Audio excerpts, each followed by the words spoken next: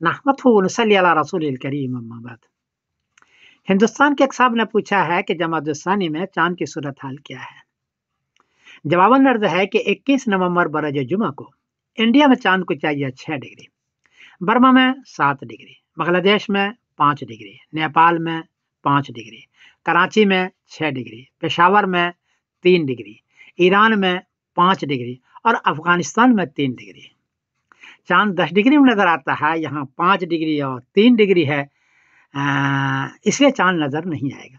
अगरचे इसकी उम्र हो चुकी है 29 आवर 39 मिनट, 29 घंटे 39 मिनट, लेकिन चूंकि चांद साउथ से गुजर रहा है, नॉर्थ में नहीं है, जबकि चांद नजर आता है 20 घंटे के बाद।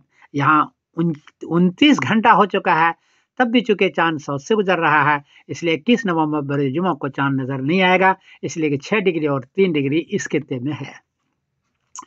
22 नवंबर बरोज शनिचर को इंडिया में चांद को चाहिए 15 डिग्री, बर्मा में 16 डिग्री, बांग्लादेश में 14 डिग्री, नेपाल में 13 डिग्री, कराची में 14 डिग्री, पेशावर में 10 डिग्री, ईरान में 13 डिग्री और अफगानिस्तान में 10 डिग्री। चांद 10 डिग्री में नजर आता है, यहाँ 10 डिग्री से ज्यादा है, इसलिए 22 नवंबर बरोज शनिचर को नजर आएगा।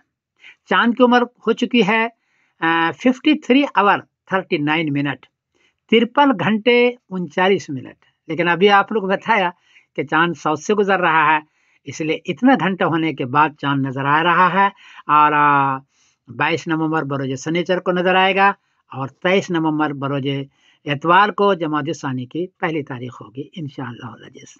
इत्तलाना अर्ज कर दूं कि सऊदी अरबिया जो मुल्क का कैलेंडर है, उसमें 22 नवंबर बरोज शनिचर को जमात-उस-सानी की पहली तारीख लिखी हुई है। ये तो दोनों की तारीख मैंने बता दी, आप हजरात नोट कर लें। मैं समरुद्दीन कासिम बोल रहा हूँ मैनचेस्टर इंग्लैंड से। अस्सलाम वालेकुम व रहमतुल्लाहि व बरकातहू।